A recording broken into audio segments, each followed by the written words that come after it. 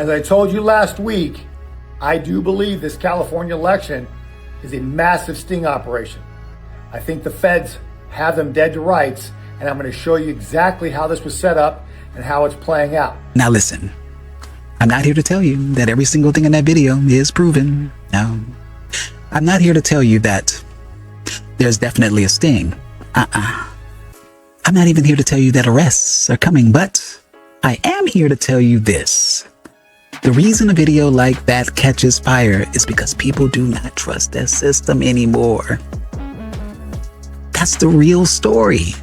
Spencer Pratt didn't just run in a mayoral race. He held up a mirror. And what Los Angeles saw in that mirror was very, very ugly. Because this race didn't just expose one candidate, it exposed the game. The game they've always been playing. The left versus right game. The insider versus outsider game.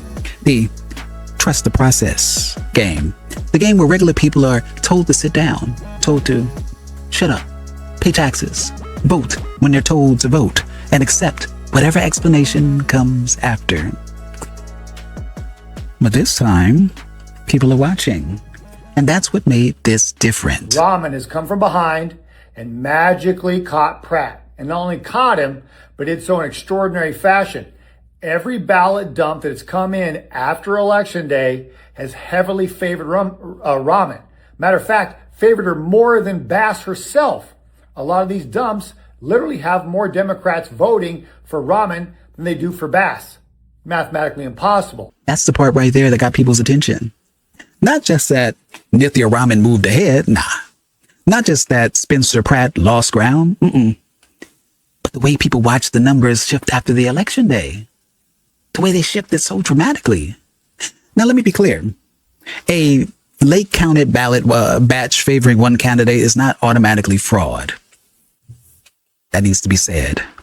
But when the public already does not trust City Hall, does not trust the media, does not trust people counting the votes, and does not trust the same political machine that has been running Los Angeles into the ground for decades, then every strange looking pattern becomes gasoline on the fire.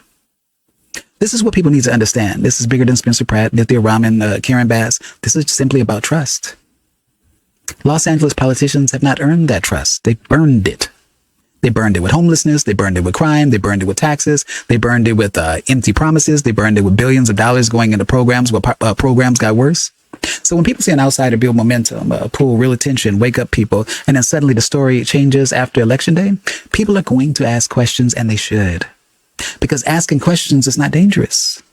Blindly trusting people who keep failing you, now that is dangerous. See, this is not about left versus right. That's the distraction. That Democrat versus Republican, that blue versus red stuff, progressive versus conservative stuff, celebrity candidate versus career politician. That's the show they put on for you. That's the show they put on for you. That's the cage match they want you watching. So you never look into who owns the arena.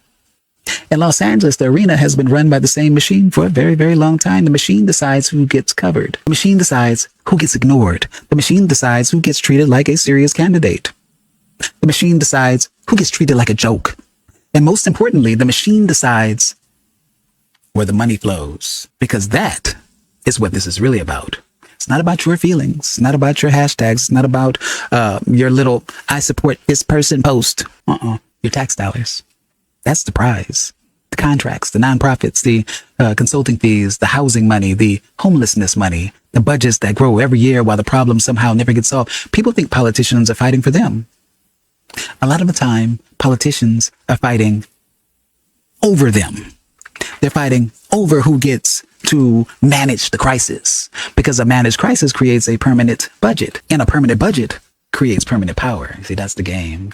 And Spencer Pratt, whether you like him or not, because I know a lot of people don't like him, he forced regular people to look at the game. On March 31st, President Trump, 45-47, put in an executive order, March 31st, ensuring citizenship verification and integrity of federal elections. Now, this is where the theory gets even bigger. He brings up March 31st, executive order connected to citizenship verification and election integrity. And this is where people need to slow down and separate three things: what is proven, what is being alleged, and what needs to be investigated. because the executive order is real. The questions around mail-in ballots are real. The distrust obviously is real.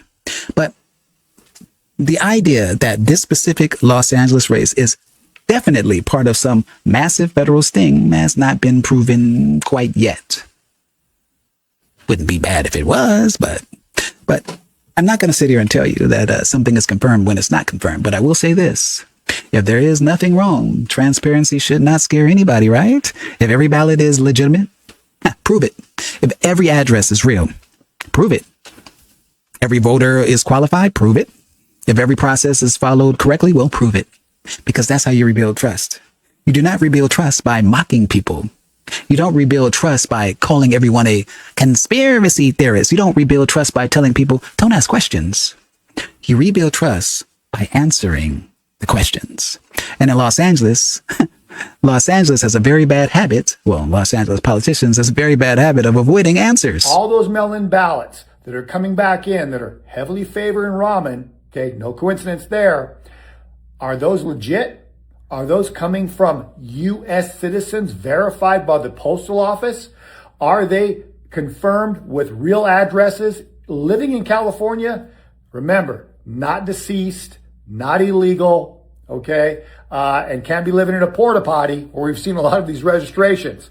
So are they legit? That's the question people are asking. Are the ballots legitimate? Are the addresses legitimate? Is the process clean? And again, I'm not saying that every claim being made is proven.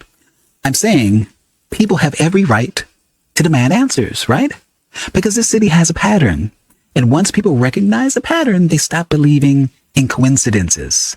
We have watched billions go into homelessness, while homelessness is way worse. We have watched politicians promise safety while neighborhoods are declining and have declined. We have watched working people get squeezed by consultants. These nonprofit things, insiders and political allies keep getting paid no matter what. So when an election starts looking a little finicky, a little funny business, a little strange to regular people, the problem is not just the election. The problem is everything that came before it. That broken trust came first. That suspicion came after.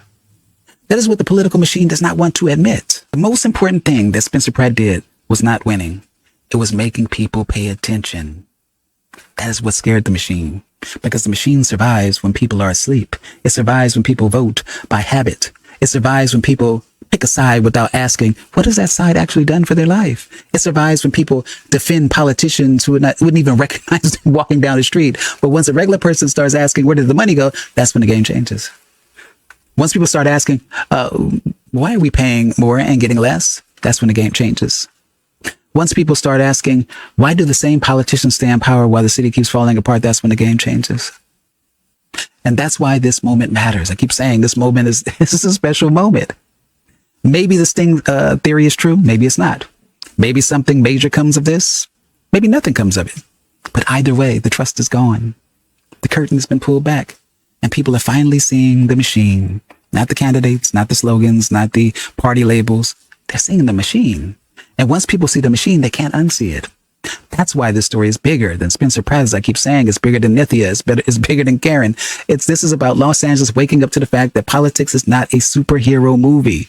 Nobody's coming to save us. Nobody's coming to save us.